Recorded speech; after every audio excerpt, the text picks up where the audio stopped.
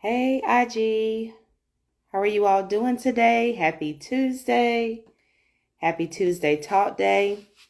I'm excited to jump into today. I'm just going to give my guests another minute or so to hop on. And there she is. Hey, Lauren. All right, girl. So I'm going to send you the request. It should come straight to you. And hold on.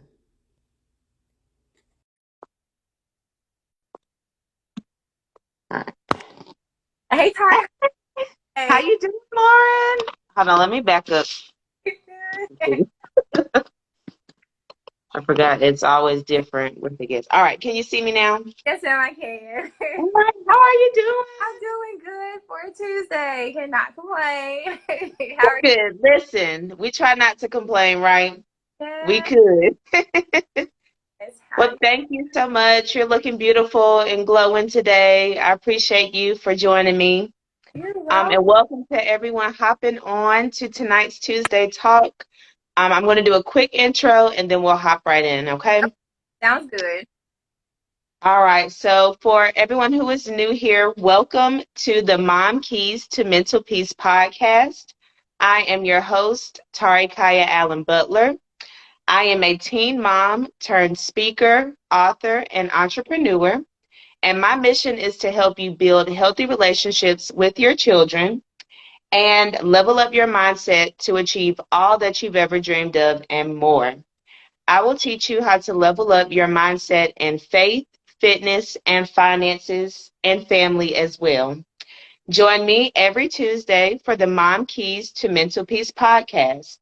You will learn major keys to stop coming up short on your goals and start leveling up for the type of lifestyle you desire. Ready to level up? Let's do it. All right, so I am excited about my guest today. Me and Lauren, we go way back. We are old church buddies.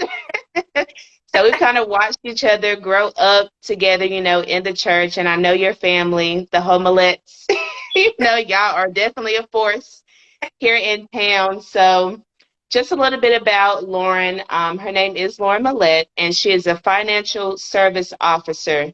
Now, I noticed you put the numeral three. How do I say that? Just three. That's Just it. three. Okay. I don't know if it was like third or what. All right. So you're a financial service officer third, and you've been doing this for about 4 years. So like I said, I know you from church and I've seen you in the bank, a few times, but I really wanted to bring you onto this platform to share how Okay. you conquered your debt, this large amount of debt, to be so young, and to do this. So I'm curious as to how you did that. So can you share, how much debt that you have paid off and how you did that? Just let's get into the story. Yeah. So I had roughly $33,000 worth of student loan debt. And that was kind of factoring in the interest that did occur during the time frame of where I didn't pay on the loan, and I just had it as an income deferred where I would just make payments on it. So I definitely had set a goal in mind that I had wanted to be debt free because I knew there were some things in the future that I had wanted to accomplish, like getting an apartment or potentially maybe looking into getting a mortgage. And I knew that I did not want that debt to like hang over my head. So I wrote a list. I was like, okay, God, this is what I want to accomplish. I want to be debt free. So during that time of like the first of the year, I began to pray and fasting, and God was like, okay, this is the instructions of what you need to do to start tackling that debt. So I was like, okay. So he gave me a specific instruction amount of what I needed to save, to put in like a savings account or like a checking account or money market, whatever the account that I had at the time. And I did it. So I was like, all right. So whenever I calculated of how long it was going to take me, roughly it takes an average person like 10 plus years to pay off their student loan debt. And I was like, I did not want to be paying 10 plus years on a student loan debt. I was like, absolutely. Right. So whenever I add up the totals and everything, I roughly came to like 5 years because I cut it in half. So I was like, well, I really don't like that 5 year number either. Like, what else can I do to just pay it off a little bit more quicker? So then I decided that I had wanted to pay extra on it. And so I was able to at least get the 2 year time frame that I was wanting. So yes, yes, ma'am. So during that time frame, it was definitely hard, especially during a pandemic where, people were losing their jobs. Fortunately, Mm-hmm. I was able to keep my job. So they had stopped letting interest occur. So any type of payments that I was paying would then strictly go towards the principal, which would then just like cut off the balance very quickly. So after that, I was definitely grateful.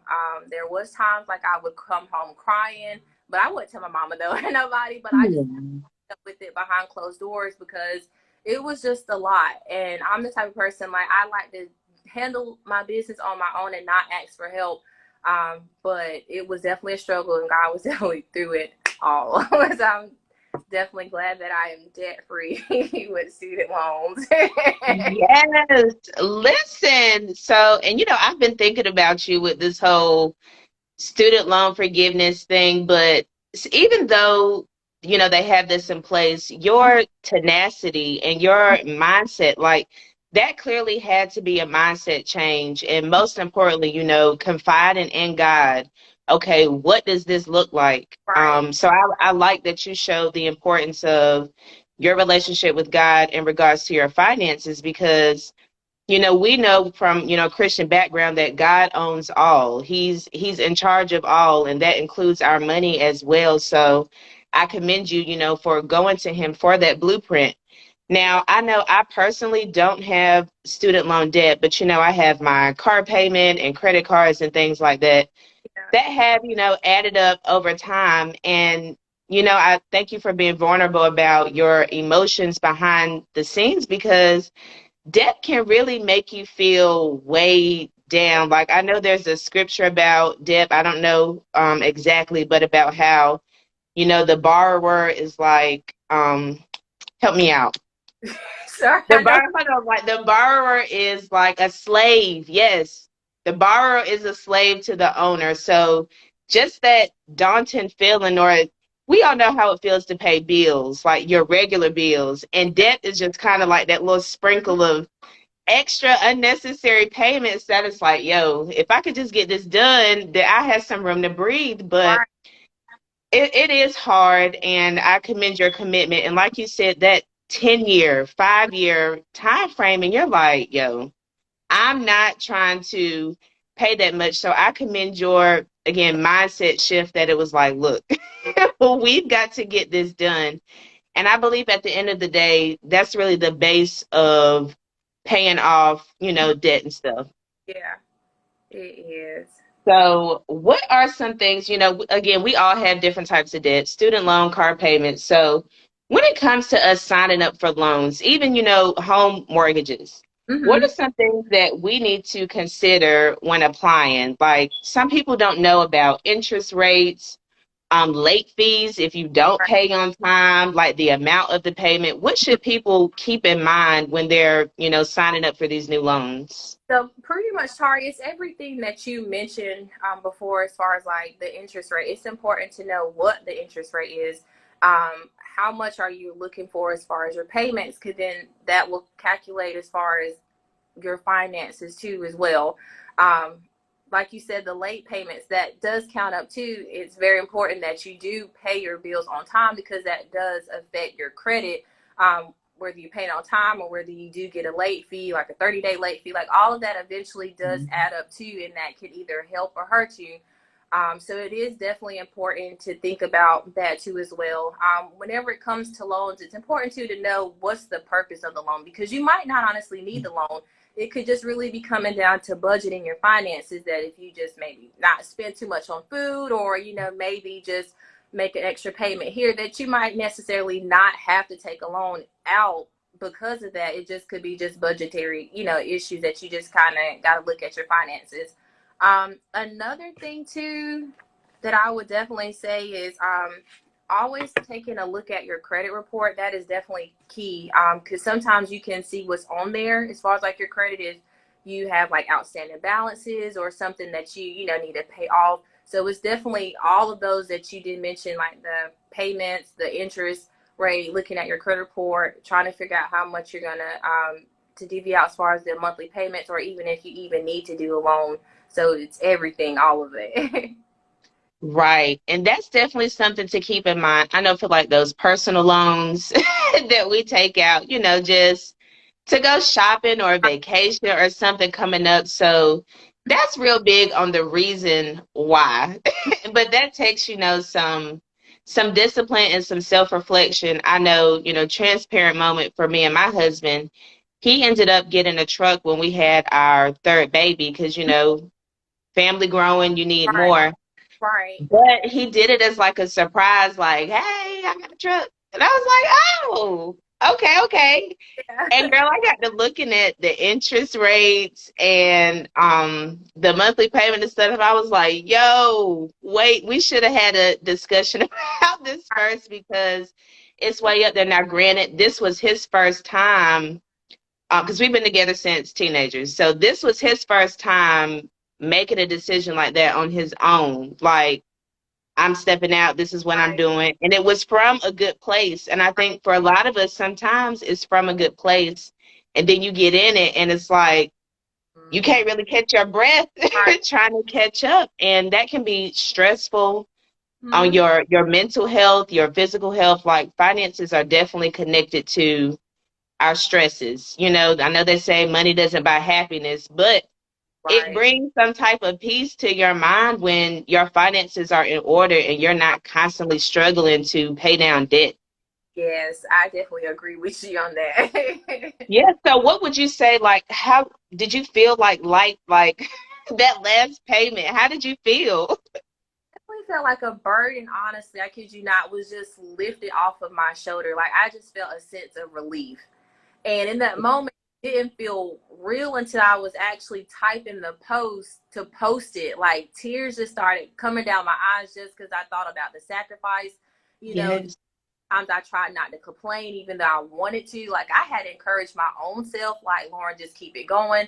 Had to write stuff down on like a sticky note just to remind myself of where I wanted to go. Because Yes. some can throw stuff at you to discourage you, like, yeah, okay, like you're not gonna be debt free. Like, how are you gonna get this money?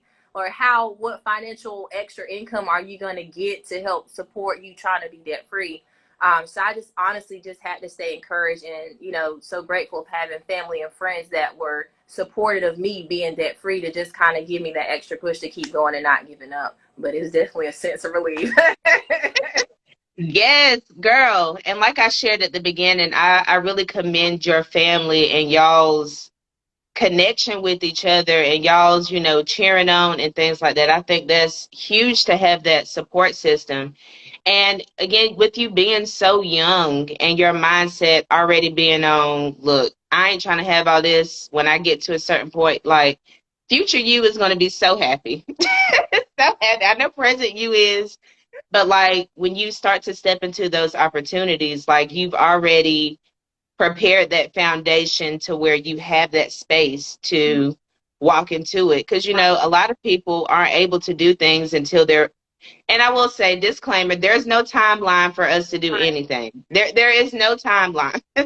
But, some people do have to wait longer as a result of, certain decisions. right. So when you said you had to pay a little extra, did you pick up like extra jobs or side hustles? Like, if you So don't mind sharing, what were some strategies you used? I was able to work overtime. So some Okay. funds that I had, I made it towards that payment too. Now, mind you, I have other bills too as well. So it wasn't just specific like the student loan. So it was me, kind of saving too as well. Having that extra cushion definitely helped just in case if I had ran into an issue where I just kind of needed to use my savings as a cushion, but Right. normally picking up extra hours for overtime. Me not eating out as much, maybe cooking or buying groceries that kind of had extra money inside my pockets. Maybe not going shopping as much, which is one of my key things that I love to do is to shop. Because you stay fly, so I know that was a sacrifice. But I had to take a sacrifice. So those were the sacrifices that I had to do in order to reach that goal. So everybody's sacrifices and finances are going to be a little bit different. So what worked for me, Tari, may not work for you or the next person, but it's just you sitting down trying to look at your finances, see how much you owe, what income that you have coming in, or what other income that you can add to what you have to just pay those debts off. And again, to like you said, there's not a time frame to get those things done, because some things can take a little bit more than 1 to 2, 3 years or 5 years. So say patience too as well, and maybe not putting a time frame on things. But in my mind, that was just one thing I know for sure that I had wanted to do, was just reach it by that second year, so that way I was able to have financial freedom to do other stuff too. Mm-hmm. Yes, I'm here for it. And there's so many resources out there now with like money saving challenges to where you can make it like, not so heavy on Mm-hmm. you and not so daunting and oh, it's taking so long. Like I know sometimes that visual for me helps if I'm crossing something off. It's a mental visual like, okay, Tari, you're making progress, Right, moving in this direction. right. All right. So I know I will speak specifically for the Black culture because I'm Black, but I know like there's history of parents putting their kids' names on things.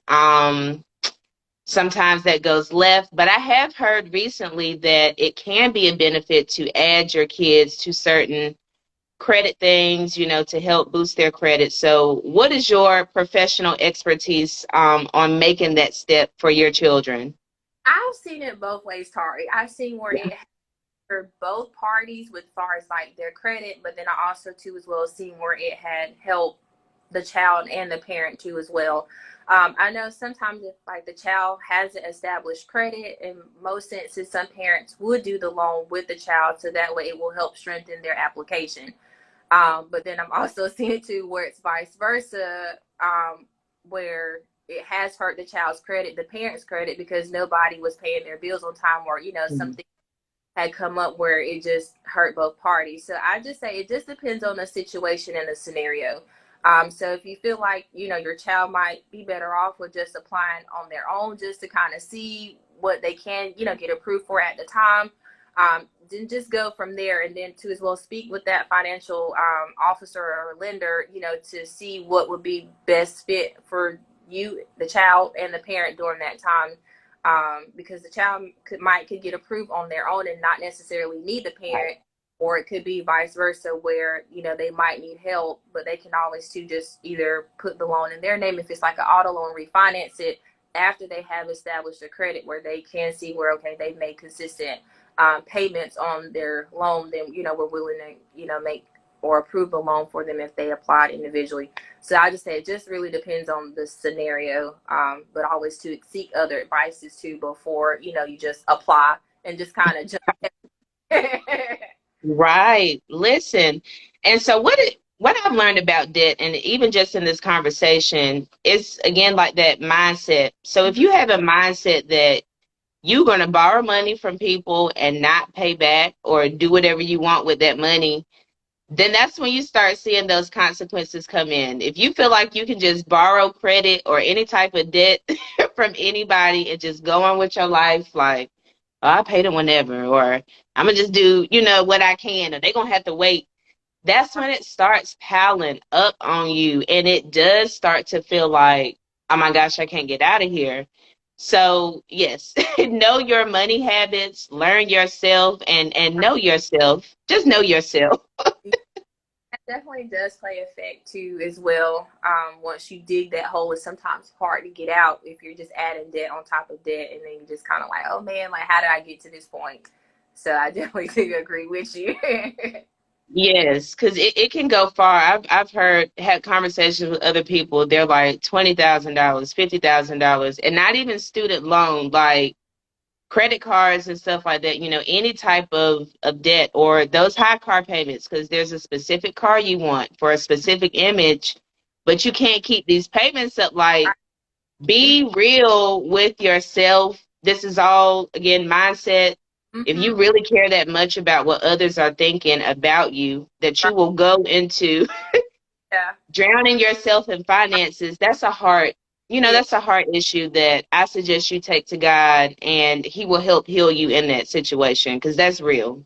Yeah. It is. It is.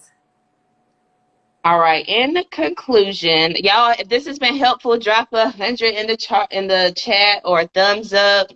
This has definitely been blessing me. So, in conclusion, what advice would you give to someone who, as we were talking about, just feels like they are too far into debt and that there's no way out and there's nothing they can do about it?